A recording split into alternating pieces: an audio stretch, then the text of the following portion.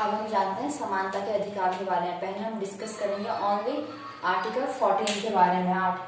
जैसे मैं बता चुकी हूँ, समानता का अधिकार आर्टिकल 14 से 18 तक होता है। हम पहले में अभी डिस्कस करेंगे ओनली आर्टिकल 14 के बारे में कि आर्टिकल 14 क्या कहता है। कानून के समक्ष समानता एवं कानून के समान संरक्षण, अनुच्छेद 14, ये अनुच्छेद 14 का नाम है। आप देखते हैं कि कानून के समक्ष समानता और कानून के समान संरक्षण, इन दोनों का एवं है, इनका अलग अलग अर्थ है। कानून के समक्ष समानता का अर्थ जानने की कोशिश करते हैं। इसका अर्थ है कि कानून की नजरों में सभी इक्वल हैं।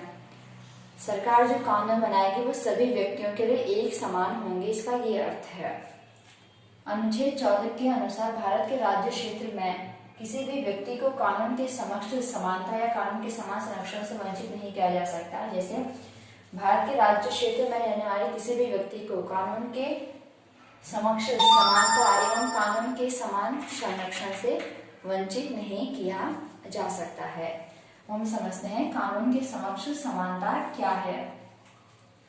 इसके द्वारा राज्य यह बंधन लगाया गया है कि वह सभी व्यक्तियों के लिए एक सा कानून बनाएगा। इसके द्वारा राज्य पर यह बंधन लगाया गया है कि वह सभी नागरिकों के लिए एक सा कानून बनाएगा तथा उन्हें एक समान लागू करेगा। हर किसी के लिए कानून एक समान है। अगर मैंने चोरी की तो मुझे भी वही सजा मिलेगी जो किसी और के चोरी करने पर मिलती है, क्योंकि सबके लिए एक समान कानून और एक जैसे सजा का प्रावधान है। कानून के समान संरक्षण, इसका तात्पर्य यह है कि अपने अधिकारों की रक्षा के लिए प्रत्येक व्यक्ति समान रूप से न्यायालय की शरण ले सकता है।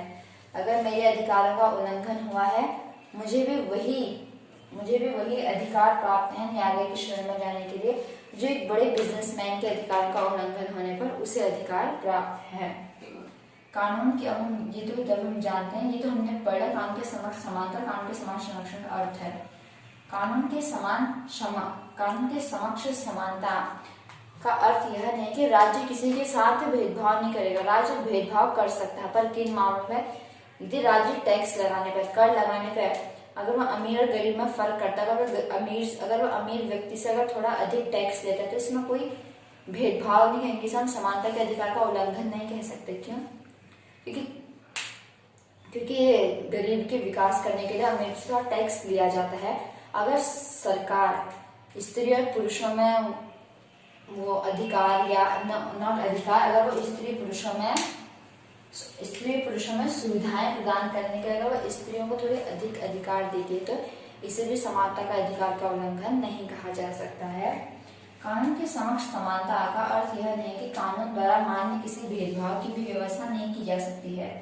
यदि कानून कर लगाने में धनी और गरीब में और सुविधाएं प्रदान करने में स्त्रियों और पुरुषों में भेद करता है तो इसे कानून के समक्ष समानता का उल्लंघन नहीं कहा जा सकता है।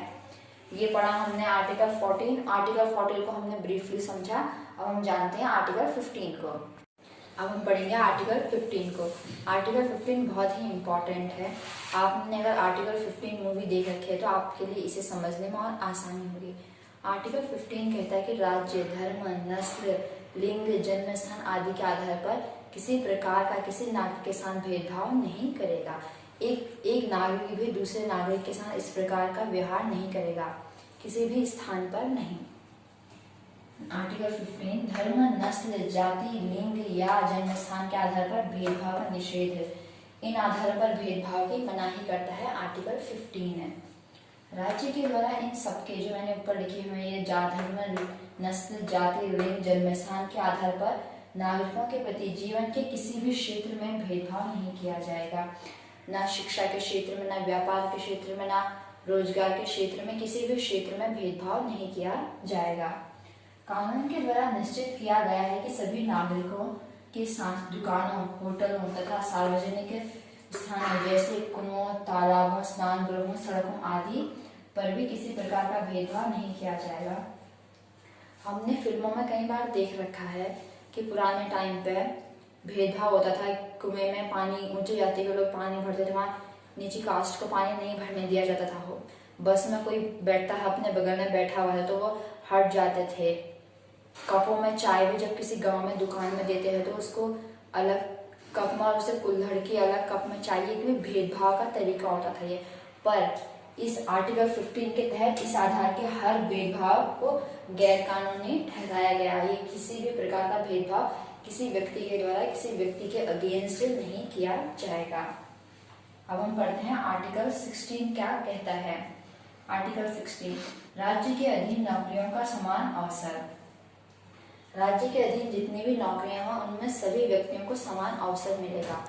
उन व्यक्तियों के साथ इस आधार पर भेदभाव नहीं किया जाएगा कि वो किस राज्य से हैं, उनका जन्म स्थान क्या है, उनकी नस्ल क्या है, उनकी लिंग क्या है, इन धर्म आदि के आधार पर भेदभाव नहीं किया जाएगा। आर्टिकल 16 का नाम है राज्य के अधीन नौकरियों का समान अवसर।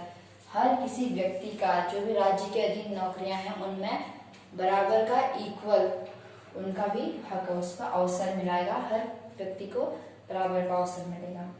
सब नागरिकों को अनुच्छेद 16 के अनुसार सरकारी पद पर नियुक्ति के समान अवसर प्राप्त होंगे और इस संबंध में केवल धर्म, मूल, वंश, जाति, लिंग या जन्म स्थान है इनमें से किसी आधार पर सरकारी नौकरी पद प्रदान करने में किसी प्रकार का भेदभाव नहीं किया जाएगा। पर यह भी इसमें एक प्रावधान है कि राज्य अपने राज्य के किसी जाति विशेष को जिनकी जनसंख्या कम है या अपने क्षेत्र के लिए कुछ नौकरियों को आरक्षित करती है तो हम इसे आर्टिकल 16 का उल्लंघन नहीं कह सकते हैं।